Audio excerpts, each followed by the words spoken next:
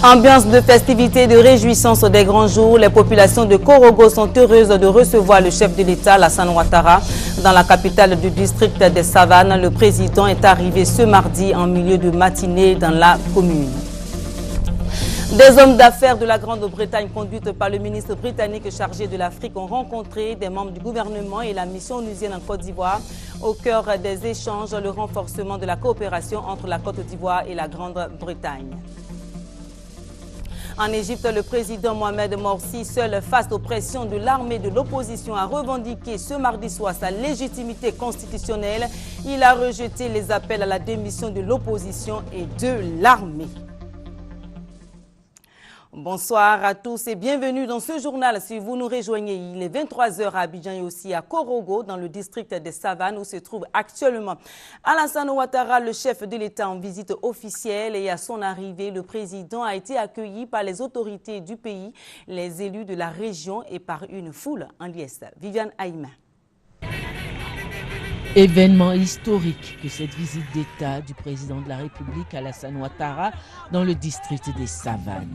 Pas un seul habitant de Korogo n'avait voulu se faire compter et cette visite, tant est grande, sa charge symbolique et l'espoir qu'elle incarne.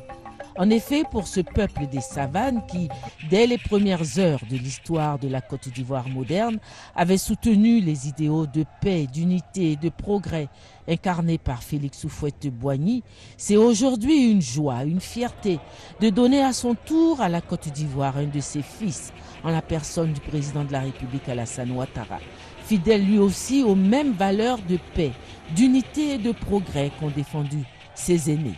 Par ailleurs, cet illustre fils, qui depuis son avènement au pouvoir, est en train de doter toute la Côte d'Ivoire de nombreux équipements dans tous ses secteurs, est source d'espoir pour un avenir meilleur de la Côte d'Ivoire et particulièrement de sa partie nord, trop longtemps délaissée.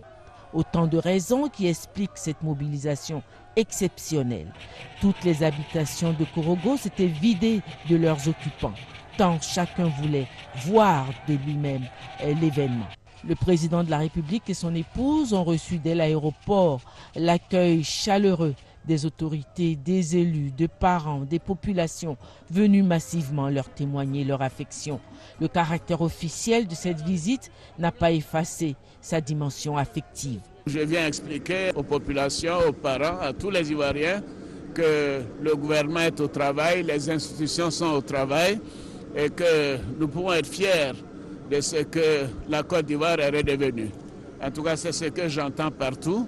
Je voudrais leur dire que les voyages sont une opportunité de faire mieux connaître le pays, de faire comprendre que les choses ont changé, que la Côte d'Ivoire est en mouvement et que bientôt nous serons un pays modèle, un pays émergent. Donc je suis heureux d'être chez moi. Après un tour d'honneur, le cortège présidentiel a quitté l'aéroport toujours sous une forte mobilisation.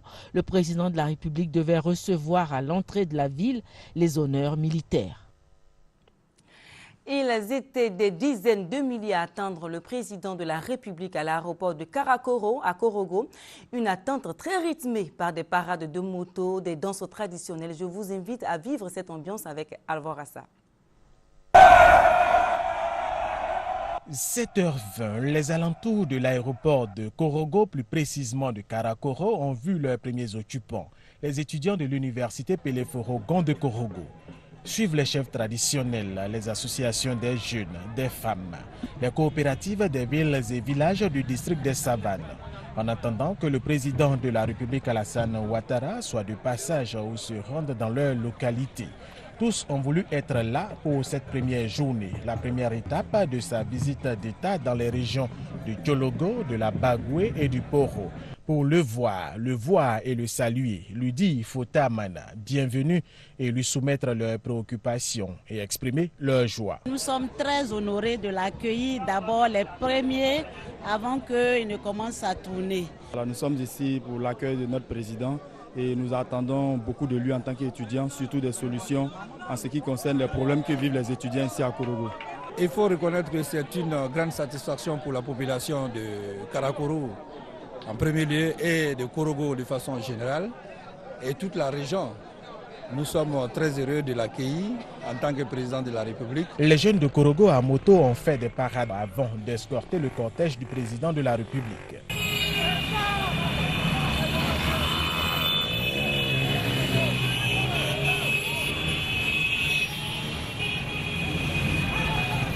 Les danses traditionnelles étaient aussi au rendez-vous. Les autorités de la ville, les membres du gouvernement au grand complet étaient présents. À son arrivée à 11h45, la température est montée d'un cran.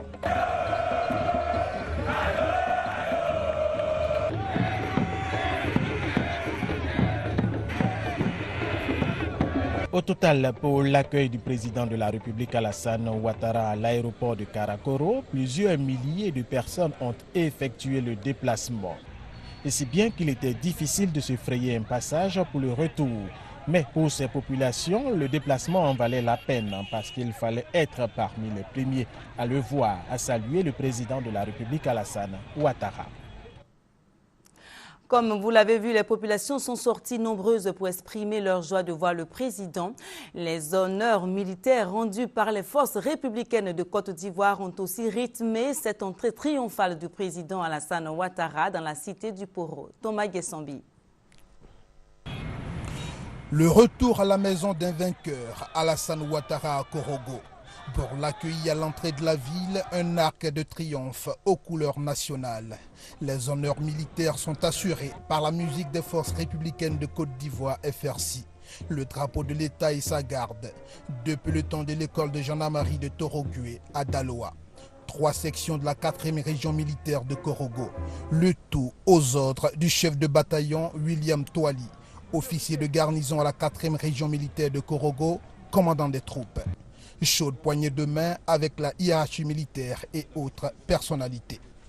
Mais il n'y avait pas qu'une demi-douzaine de sections de forces armées pour rendre honneur au président Alassane Ouattara dès son arrivée à Korogo.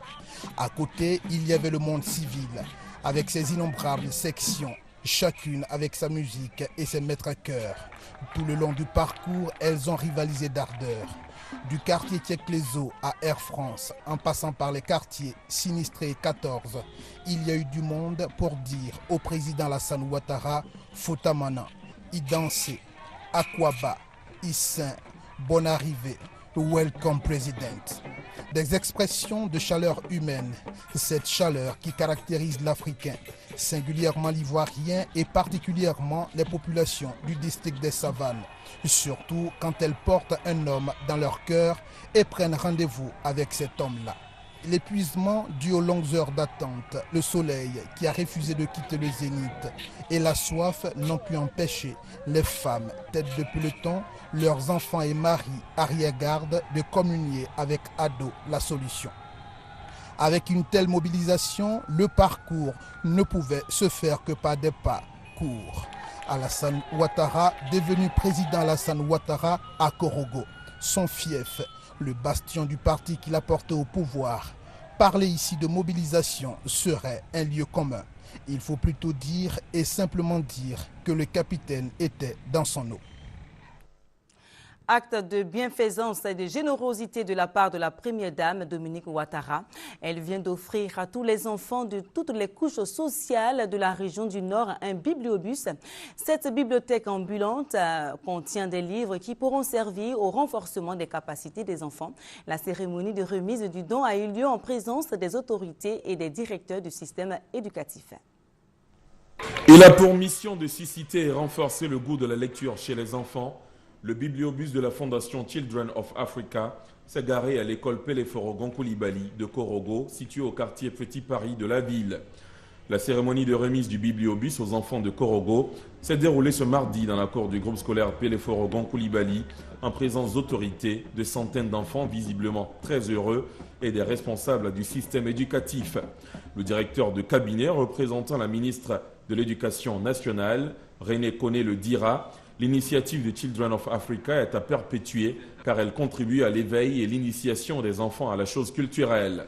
La porte-parole des enfants, Koulibaly Kolo Madosso, a pour sa part plaidé pour que tous les bus de Côte d'Ivoire soient transformés en bibliobus. Autre temps fort de cette cérémonie, l'intervention de l'écrivain Fatou Keïta, L'auteur de Le Petit Garçon Bleu estime qu'éduquer les enfants, c'est forger une nation forte, car l'avenir du pays appartient aux enfants, d'où son agrément pour la caravane du bibliobus. Elle a ensuite donné des conseils aux tout-petits, leur demandant de lire tous les jours afin d'être édifiés. La fondatrice du Children of Africa, la première dame de Côte d'Ivoire, Dominique Ouattara, a quant à elle expliqué aux enfants les avantages liés à la lecture qui permet de mieux s'exprimer et de réussir ses études. Je note par votre présence massive de ce jour tout l'intérêt que vous accordez à l'instruction de nos enfants. En effet, la Fondation Children of Africa, dans sa vocation de favoriser l'éducation de nos enfants, vient aujourd'hui mettre un de ses bibliobus à la disposition de ses enfants de Korogo. Le bibliobus est un bus aménagé en bibliothèque pour entretenir l'amour de la lecture chez nos enfants. À ce jour, la Fondation dispose de 2 bibliobus de capacité équivalente, dont l'un est destiné aux villes de l'intérieur du pays. Mes chers enfants, le bibliobus que je mets à votre disposition aujourd'hui est pour vous un merveilleux moyen de passer de belles vacances. À son bord, vous trouverez gratuitement, c'est-à-dire que tous les enfants de Korogo pourront venir voir ça, des livres qui vous feront voyager au-delà des frontières de notre pays. Vous découvrirez des choses que vous n'avez pas apprises à l'école. Vous apprendrez des mots qui vous permettront de mieux vous exprimer. Vous maîtriserez l'informatique et pourrez surfer sur le net. En somme, vous passerez de merveilleuses vacances et surtout, vous aurez de meilleurs résultats scolaires à la rentrée. Le bibliobus de Children of Africa comporte en son sein près de 3000 ouvrages, des romans, livres d'histoire, géographie, de sciences, des bandes dessinées, des livres de contes et beaucoup d'autres ouvrages de culture générale. Il est gratuit et destiné aux enfants de toutes les couches sociales. À partir de 4 ans, 2 ordinateurs avec connexion à Internet permettront aux écoliers de s'initier à l'informatique et auront droit à des projections de films éducatifs. À la fin de la cérémonie, plusieurs livres ont été distribués aux enfants de Korogo. C'était un reportage d'Ali Derasouba. Un conseil des ministres présidé par le chef de l'État a eu lieu ce mardi après-midi à la préfecture de Korogo. Des questions de développement des localités du district des Savanes ont été évoquées au cours de ce conseil. Le préfet de la région du Poro a présenté les préoccupations de Korogo au cours du conseil des ministres à Ouattouré. Plus de 3 heures d'horloge, c'est le temps consacré à l'examen des différents dossiers à l'ordre du jour du Conseil des ministres de ce mardi 2 juillet à Korogo, la capitale du district des Savanes. Parmi les sujets abordés, les modalités de commercialisation du coton et de l'anacarde, 2 produits phares de la région. Objectif, l'amélioration des conditions de vie des paysans. Des préoccupations d'ordre national aussi concernant le déficit en logement en Côte d'Ivoire. Le gouvernement a pris une ordonnance afin de résorber ce déficit estimé à environ 400 000 logements par an. Désormais, il est prévu d'exonérer à hauteur de 80% les bénéfices imposables qui résultent de l'exploitation d'une activité de promotion immobilière, dès lors que le programme s'engage à réaliser au moins 10 000 logements sociaux ou économiques sur une période de 10 ans. Le Conseil des ministres s'est également penché sur le programme national d'électrification rurale. Ce programme, il faut le savoir, exprime la volonté du gouvernement de mettre en place une politique d'électrification donc ambitieuse, équilibrée et juste, basée sur des critères objectifs et qui vise à électrifier toutes les localités ayant d'abord au moins 500 habitants à l'horizon 2016, ainsi qu'à l'électrification de la totalité de nos localités d'ici à 2020. Le préfet de la région du Poro, invité à ce Conseil des ministres, a fait le point précis des réalisations dans le cadre du programme présidentiel d'urgence dans le district des Savanes. Après le Conseil des ministres, je vous propose maintenant les réactions de quelques membres du gouvernement. À la faveur de la visite d'État, le président organise un Conseil des ministres. Nouvelle particularité, le préfet de région fait un exposé sur les préoccupations de la région. D'abord les préoccupations du corps préfectoral, les préoccupations des fonctionnaires, les préoccupations des populations et fait l'état des lieux de la situation, ce qui a été fait, ce qui reste à faire. Et il y a un échange autour de la problématique de développement dans la région. C'est un conseil très constructif dans la mesure où nous avons eu la pleine mesure des réalités donc, des populations ici, du point de vue de l'évolution des infrastructures. Il y a également la mise en œuvre, n'est-ce pas, de l'ADDR et du programme de réinsertion des ex-combattants qui nous préoccupe, et qui est donc à un taux de réalisation de 30%. Je pense que c'est un taux important qui montre bien les efforts consentis par le gouvernement donc en faveur de ces ex-combattants. Je pense que l'espoir est permis. À Korogo, le gouvernement a fait le point de la situation au niveau du coton, de la nacarde, et puis également le préfet a pu nous faire le point de la situation au niveau de la santé. Beaucoup d'efforts ont été faits et nous avons redéployé du personnel ici, surtout du personnel spécialisé. Nous profitons de votre micro pour lancer un message par rapport à la ferveur des populations, des accidents de moto, des accidents de véhicules. Alors nous demandons à la population d'être très prudente. C'est un conseil de ministres très important parce que le président avec le conseil a approuvé le PRONER, le programme national d'électrification rurale, qui va permettre d'électrifier toutes les localités d'au moins de 500 habitants à l'horizon 2016. Et à l'horizon 2020, toutes les localités de notre pays seront électrifiées. Le président et le conseil ont approuvé le programme que j'ai présenté et le président a recommandé que nous essayons d'accélérer ce programme pour que les 2112 localités qui abritent au moins 500 habitants, que ce programme-là soit fait avant 2015. L'école dans la zone du Nord qui a beaucoup souffert pendant longtemps est en train de se relever grâce aux enseignants, plus de 400 enseignants qui ont été affectés ici, plus de 600 instituteurs ont été affectés et nous voulons en tout cas ensemble faire en sorte que les élèves de cette région de la Côte d'Ivoire puissent continuer tranquillement leurs études. Et je crois que d'une façon générale, les populations sont satisfaites. C'est vrai qu'il y a quelques petits travaux à faire, mais pour l'essentiel, nous pouvons rassurer les populations qu'en matière d'infrastructures routières, les problèmes au niveau de Korogo sont plus ou moins réglés. Il y a aussi au niveau de l'eau des avancées notables puisque les populations aujourd'hui disposent à satiété de l'eau et elles sont vraiment contentes. On reste dans le district des Savanes à Foussiata, Bambalamine. Le ministre de la Communication a visité les QG de Fraternité Matin de la radiodiffusion-télévision ivoirienne. Le ministre veut connaître les conditions de travail des agents de ces médias publics et s'assurer que tout est mis en œuvre pour la retransmission et la publication des informations et des actions relatives à cette visite présidentielle. Et il s'agit aussi pour elle d'encourager ses agents. Je vous propose de l'écouter.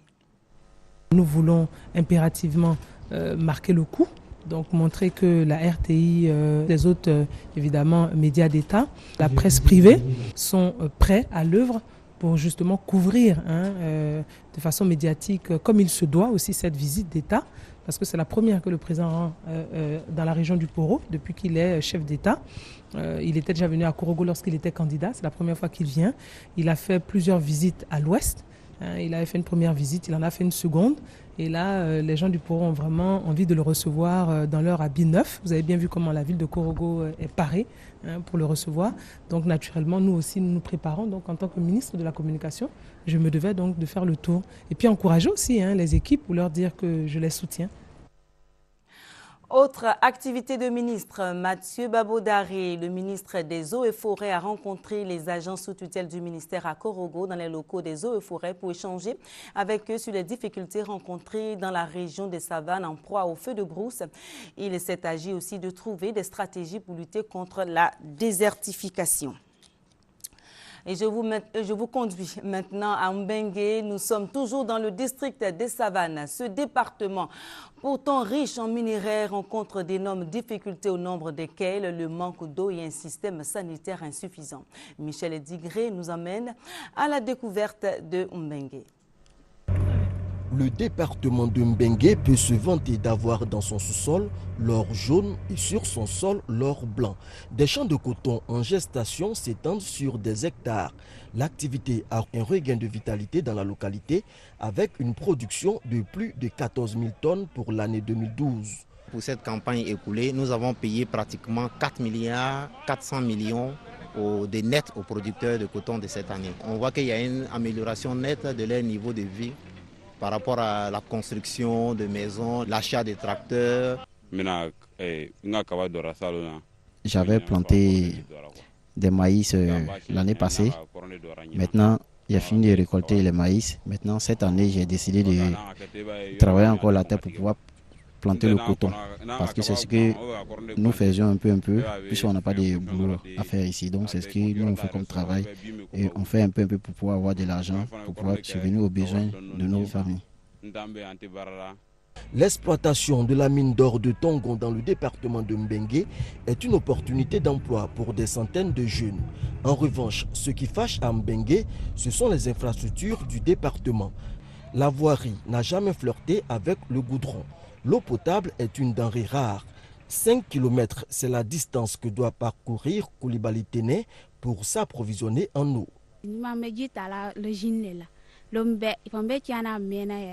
Chaque jour, on quitte au village pour venir prendre de l'eau à l'usine. Par jour, on peut faire au moins 6 à 7, souvent 8. On a un problème d'eau au village parce que les pompes ne marchent plus. Mbengue ne dispose pas encore d'hôpital général. La couverture sanitaire est composée d'un centre de santé urbain et de 8 centres de santé ruraux. L'enseignement secondaire est constitué d'un seul établissement, le collège municipal. Ce sont entre autres autant de difficultés que les populations exposeront sans doute au chef de l'État au cours de son premier meeting ce mercredi à Mbengue. Et justement, demain à 11h, le département de Mbengue sera le site du premier meeting que donnera le président de la République dans le district. Le deuxième meeting sera animé par le chef de l'État à Ouangolodougou et aura lieu à 15h30. Maintenant à Abidjan, une délégation d'hommes d'affaires de la Grande-Bretagne conduite par le ministre britannique chargé de l'Afrique a rencontré des membres du gouvernement ivoirien et la mission onusienne en Côte d'Ivoire au centre des échanges, le renforcement de la coopération bilatérale entre la Côte d'Ivoire et la Grande-Bretagne. Honorine Agnegori, reportage. C'est par une visite à la centrale thermique d'Azito à Yopougon que Mark Simons, ministre britannique pour l'Afrique, a terminé sa visite de travail. Il s'est dit impressionné par cette structure qui produit de l'électricité afin de la fournir à la compagnie ivoirienne d'électricité pour distribution. Auparavant, il s'est d'abord rendu au ministère de l'Industrie et ensuite au ministère d'État, ministère des Affaires étrangères. Avec les deux ministres, les échanges ont porté sur le raffermissement de la coopération entre la Côte d'Ivoire et la Grande-Bretagne. Les questions d'infrastructure, d'énergie, de mines, d'éducation et de formation ont été abordées. And I've been very impressed by everything that I've seen in my short time here in Côte d'Ivoire. J'ai été très impressionné par ce que j'ai vu en Côte d'Ivoire pendant un séjour si court.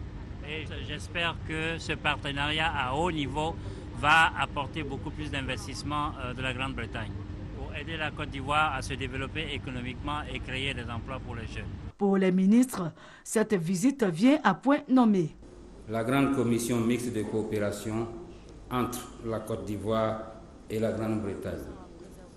Nous pensons que très rapidement, ce cadre global devrait faire l'objet d'actualisation, de redynamisation pour permettre qu'il y ait des accords spécifiques à l'intérieur de ce cadre global. Un appel pressant au gouvernement britannique en faveur d'une plus grande implication dans les efforts de reconstruction pour la Côte d'Ivoire ainsi que pour la sous-région. En tant que membre de l'Organisation des Nations Unies, le ministre britannique Mark Simons a rencontré l'ONUCI et le personnel local de l'ONU pour les encourager. À cette étape, il s'est intéressé à l'évolution de la sécurisation de la Côte d'Ivoire depuis la crise et le retour des réfugiés. Dans le reste de l'actualité, 22 ans après avoir trouvé refuge au Sénégal, l'ancien président tchadien Hissène Habré s'est présenté ce mardi à la commission d'instruction devant le procureur général en charge de l'affaire. Verdict, Hissène Habré a été inculpé de crimes de guerre, crimes contre l'humanité et torture.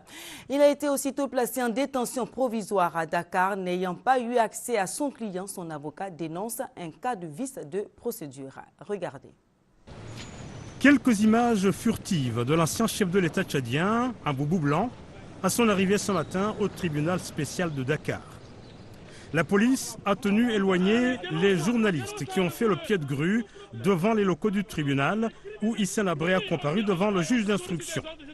Même son avocat présent sur les lieux n'a pu avoir accès à son client. Vous savez qu'après la garde à vue, l'avocat peut accéder à tout moment à son client. Aujourd'hui, on m'interdit d'accéder à Habré. C'est une violation encore de la procédure pénale. La comparution d'Hissène Habré devant le juge d'instruction avait été annoncée hier à Dakar par le procureur général. Selon lui, des indices graves contre l'ex-président ont confirmé sa responsabilité dans les crimes dont il est accusé. Il a donc demandé sa mise en détention préventive. Nous voulons éviter que ces anciens réseaux puissent être activés et nuire à la bonne marche de la procédure, mais aussi pour sa sécurité et pour une bonne sérénité de la procédure. La procédure en cours est en tout cas suivie à la loupe à Dakar. Certains estiment que le Sénégal devient ainsi le laboratoire de l'Afrique pour lui permettre de construire sa propre souveraineté judiciaire et d'arrêter enfin d'exporter ses élites vers la Cour pénale internationale de La Haye. Pour la première fois, un président africain sera jugé pour crimes de guerre, crimes contre l'humanité sur le sol africain. Donc il est possible, avec une souveraineté judiciaire, de pouvoir juger nos élites politiques et nos élites militaires ici sur place. Les poursuites qui s'engagent ne s'arrêteront pas seulement à l'ancien président Hissène Habré. Le procureur général Mbacké Fall a indiqué que 5 autres anciens tortionnaires présumés tchadiens sont également poursuivis.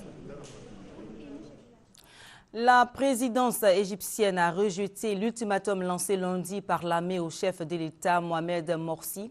L'armée lui avait laissé 48 heures pour satisfaire les demandes du peuple, faute de quoi elle imposerait une feuille de route. Le président Morsi reproche à l'armée cette déclaration qui, selon lui, pourrait provoquer la confusion. Le symbole est fort, 5 hélicoptères de l'armée arborant le drapeau égyptien survolent la place Tahrir au Caire. Signe que l'armée s'est rangée aux côtés des manifestants. C'est une foule en joie qui a appris l'ultimatum de 48 heures fixé par les militaires à la classe politique. Les forces politiques actuelles, qu'elles soient au gouvernement ou dans l'opposition, ont échoué. Ils ont tous échoué. Ils ne laissent le choix au peuple que de se rallier aujourd'hui aux forces armées.